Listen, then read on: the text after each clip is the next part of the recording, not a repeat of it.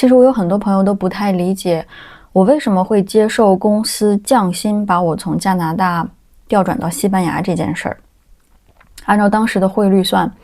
我大概是降了将近15%的税前工资。今天我就想用我自己的真实经历来扒一扒，在一个跨国公司的架构中，在不同国家，美国、加拿大、荷兰、西班牙，同一个岗位同样的职责，到底薪资差距有多大，以及我在接受这个 offer 时的心路历程。首先我们要明确两个概念，就是外派和本地招聘。刚好这两种情况我自己都经历过。比方说我在2年前被加拿大的公司派到亚太地区去支持一个短期的项目，那这个就是一个外派的性质，因为我的合同包括我的工资都是加拿大这边决定的，而且我在完成这个短期项目之后，我是要回到加拿大去的，所以这就是一个外派性质。那么在这种情况下，即使我是去到一个整体薪资没有加拿大薪资高的国家，我的薪资也不会降，并且公司还要给我提供各种补助。但是我这一次从加拿大调转到西班牙，是和西班牙的本地公司签永久的劳动合同，所以我就要匹配西班牙本地的薪资结构。所以我降薪的原因其实就是因为西班牙的整体薪资比加拿大低。那么到底低多少呢？我们直接上数据。这组数据显示的是我这个职位拥有3年以上工作经验的人在这几个国家的大概薪资范围。那么它是源自我的市场调查以及在我调转工作过程当中看到的真实数据总结出来的。如果你也有类似的经历，并且你发现有哪一组数据是不准确的，也欢迎在评论区指正。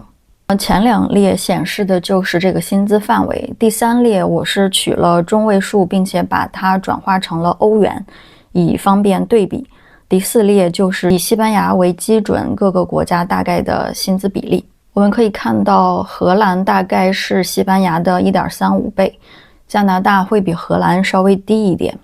那么最高的是美国，是接近2倍的工资。不过我觉得这里边美国的工资可能相对来讲有点过高，因为本身美国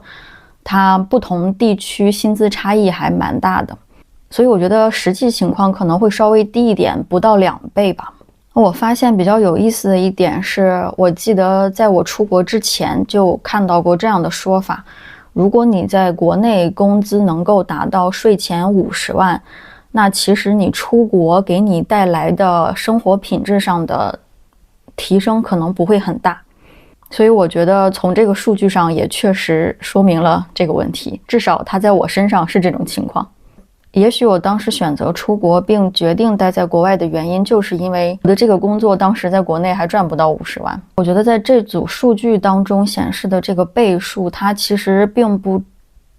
不单单是我自己的这个职位。如果你的岗位技能可迁移，不强依赖本地执照，市场全球化程度高，比如像 IT 和非执照类的 Finance， 还有 Marketing Operations Business Analyst， 类似于这样的职位，其实在各个国家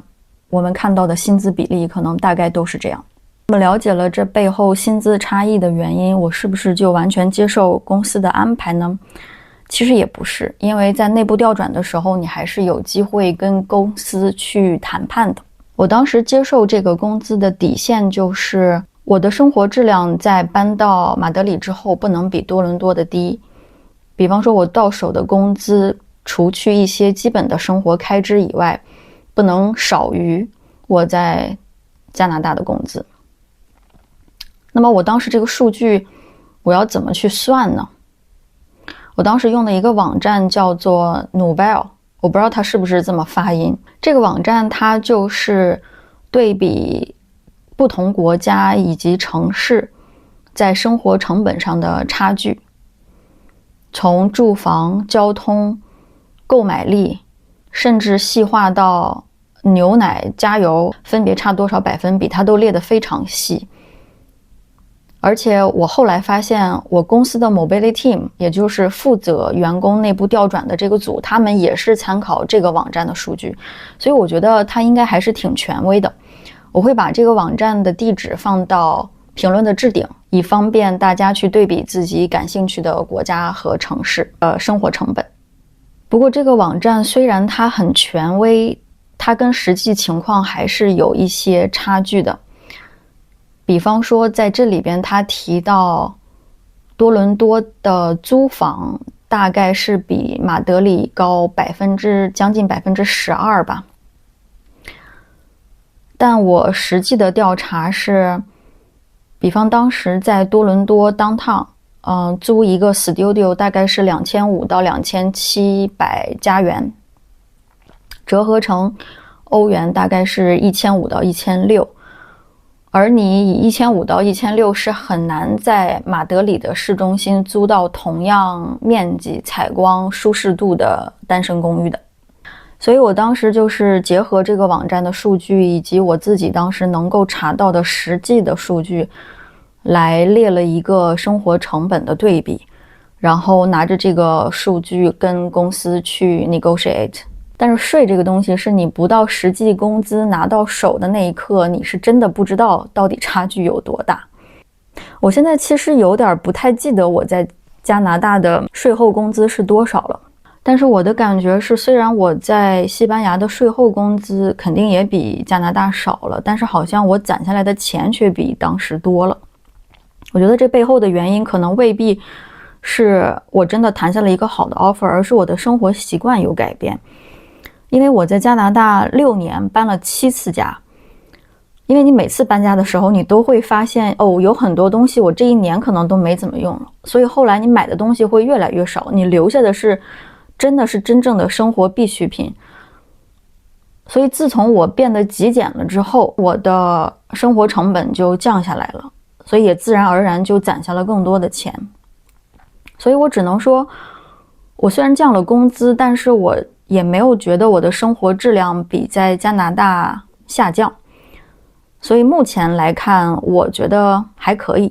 其实当时除了接受降薪来西班牙这个选择以外，我还有另外的一个选择，就是在加拿大继续待2年之后，我可以不降薪去到荷兰。但是就像我在我频道的第2个视频里边讲的，我当时是把南欧定为我的退休目的地。那既然公司把我直接发到了我的退休目的地，那我觉得我也没有必要在中间去荷兰折腾5年的时间。很巧的是，我最近经常刷到关于亚历山大和蒂欧根尼的一个小故事。亚历山大征服了整个已知世界，而蒂欧根尼则是极简、追求内心自由的哲学家。一天，亚历山大去拜访蒂欧根尼，想看看这位奇人是如何生活的。他说：“你有什么愿望，我帮你实现。”蒂欧根尼说：“请你躲开，你挡住了我的阳光。”后人从这段话里边引申出来一个隐喻：你如此拼命征服这个世界，不就是为了最终过上像我现在这样平静的生活吗？那你为什么不现在就停下呢？我觉得我好像做了一个跟蒂欧根尼一样的选择，可能是因为我们都极简，追求内心自由吧。看了前面的薪资对比，我估计你也看出来了，我的工作并不是什么高薪的职业。下一期我想要聊聊我这样一个不是 IT 金融背景的人，到底是什么工作让我能够从北美转岗到欧洲的呢？如果你也觉得人生在任何阶段都可以重新开始，也许你会对我35岁才去加拿大留学，40岁又搬到西班牙工作和生活的经历感兴趣。之后我会分享更多我的真实经历和人生感悟。我们下期再见喽。